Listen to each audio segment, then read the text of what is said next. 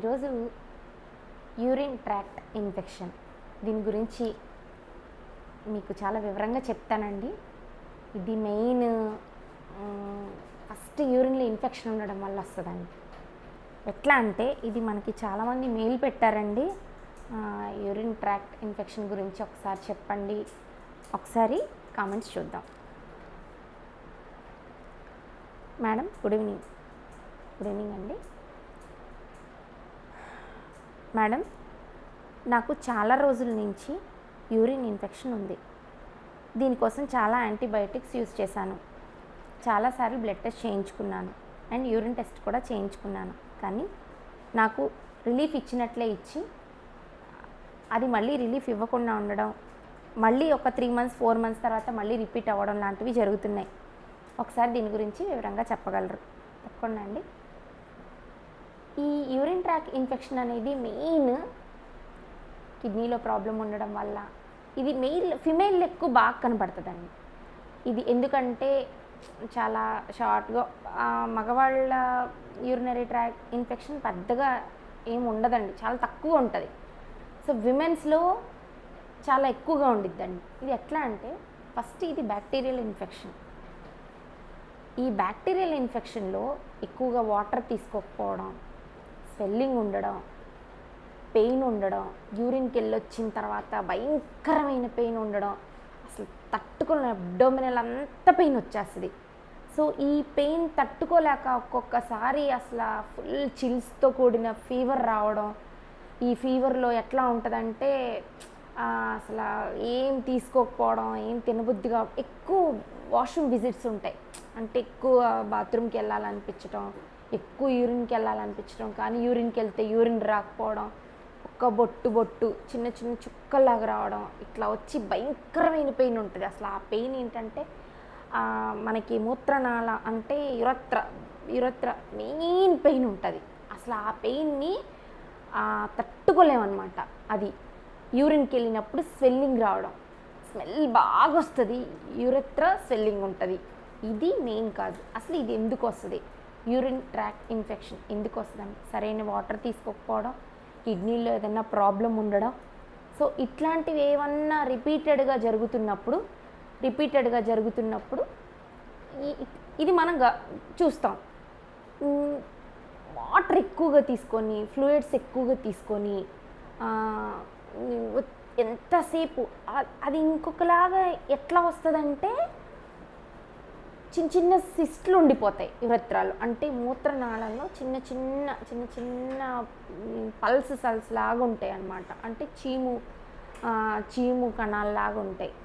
అవన్నీ పాస్ చేసుకొని యూరిన్ వచ్చేటప్పటికి మనకి వాటిలో నుంచి వచ్చేటప్పటికి ఇది సోడియంస్ కదా, ఈ మంట బర్నింగ్ సెన్సేషన్ బాగా ఉండిద్ది. అసలు యూరిన్కి వెళ్ళొచ్చిన తర్వాత ఆ పెయిన్ భరించడం చాలా, అసలు అది మనం డిస్క్రైబ్ చేయలేము అన్నమాట.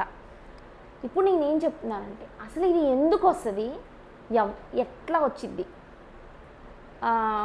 బోత్ పార్టీస్లో మీకు ఎట్లా చెప్పాలి, అన్సెక్సువల్ ఇంటర్కోర్స్ ద్వారా వస్తుంది, అన్సేఫ్టీ ద్వారా వస్తుంది. సెకండ్, యురత్రాలో ఏమైనా ప్రాబ్లం ఉన్నా, మూత్రనాళం ద్వారా ఏమైనా ప్రాబ్లం ఉన్నా వస్తుంది. వాటర్ ఎక్కువగా తీసుకోకపోవడం వల్ల, కిడ్నీలో ఏమైనా ప్రాబ్లం ఉన్నా, ఇవన్నీ మెయిన్. ఫస్ట్ మనం అనాలిసిస్ చేసుకుంటే, మనకి డయాగ్నోసిస్ చేయించుకుంటే తెలుసు. ఈ డయాగ్నోసిస్ చేయించుకునే దాంట్లో మెయిన్ టెస్ట్ ఏంటంటే white blood cell, red blood cells అట్లా ఉన్నాయి. వీటి ద్వారా తెలిసిద్ది. జస్ట్ ఇప్పుడు మనం ఆ యూరిన్ కల్చర్ చేయించుకున్నాం అనుకోండి, యూరిన్ టెస్ట్ చేయించుకున్నామండి, ఆ యూరిన్ టెస్ట్లో యూరిన్ పేల్ ఎల్లో కలర్లో ఉంటుంది. అంటే అది ఎట్లా అంటే లైట్గా బురద నీళ్ళు లాగా ఉండడం అట్లా ఉంటుంది. ఆ యూరిన్ భయంకరమైన స్మెల్ ఉంటుంది. ఇవి మెయిన్ అన్నమాట. అసలు ఇది పోవడానికి ఎట్లాగా? ఓకే, ఇది వచ్చింది, ఇది అంత తేలిగ్గా ఏం తగ్గదు. ఫస్ట్ మనం యాంటీబయాటిక్స్ తీసుకుంటే అప్పటికి రిలీఫ్ ఇచ్చినట్టు ఉంటుంది. ఓకే, ఆ రోజు తీసుకొని అట్లా తీసుకుంటే దానివల్ల తగ్గింది, ఓకే పర్లేదు అని అనిపించింది. బట్ మళ్ళీ ఒక 15 days 1 week 10 days 15 days అట్లా మళ్ళీ సేమ్ రిపీట్ అవుతుంది. ఎందుకంటే మనం యాంటీబయాటిక్స్ ద్వారా తీసుకోవడానికి, బయటికి పంపించేయడానికి, యూరిన్ బయటికి పంపించేయడానికి చూస్తున్నామే తప్ప యాక్చువల్గా మనం ఇంటేక్ చేసుకునే ఫుడ్లో ఎట్లాంటి ఫుడ్ తీసుకుంటే మనం ఈ ప్రాబ్లమ్ని మనం ఫేస్ చేయొచ్చు మీకు చెప్తాను. ఇప్పుడు ఫస్ట్ వాటర్ అండి. వాటర్ సఫిషియన్స్గా తీసుకుంటూనే ఉండాలి. వాటర్ ఒక గ్లాస్ వాటర్ తీసుకోవచ్చు. బాడీలో వైటమిన్ సి తగ్గినా కూడా ఈ ప్రాబ్లం వస్తుందండి. వైటమిన్ సి తగ్గినా కూడా ఈ ప్రాబ్లం వస్తుంది. నేనేం చెప్తున్నానంటే ఈ వాటర్ తీసుకునే దాంట్లో సి విటమిన్ ఒకటి, నెక్స్ట్ మన యూరిన్కి ఎక్కువసార్లు వెళ్ళేలాగంటే ఫ్లూయిడ్స్ అంటే మనం మేడం ఒకేసారి అంత వాటర్ తీసుకోలేము కదా, పర్ డైలీ ఎంతనే తీసుకోగలుగుతాం. అంత వాటర్ తీసుకోవడం అంటే ఎట్లాగానంటే ఒక్కొక్కటి డ్రింక్ లాగా బటర్ మిల్క్, తర్వాత కొంచెం పంచదార, లైక్ అంటే షుగర్ ఎక్కువగా కాదు, కొంచెం సాల్ట్ అండ్ షుగర్ కొంచెం వేసుకొని ఆ వాటర్ ద్వారా, ఒకసారి లెమన్ వాటర్ ద్వారా, ఒకసారి కోకోనట్ వాటర్ ద్వారా, ఇట్లా ఫ్లూయిడ్స్ వాటర్ ఫ్లూయిడ్స్ ఎక్కువగా అన్నీ ఒకేసారి తీసుకోలేం కదా. మంచినీళ్ళు ఒక 4 లీటర్లు తాగాలమ్మా, ఈ 4 లీటర్లు తాగితే కానీ మీకు పోతుంది ప్రాబ్లం అనుకోవడానికి ఉండదు అనమాట. సో అంత వాటర్ తీసుకోలేం మనం.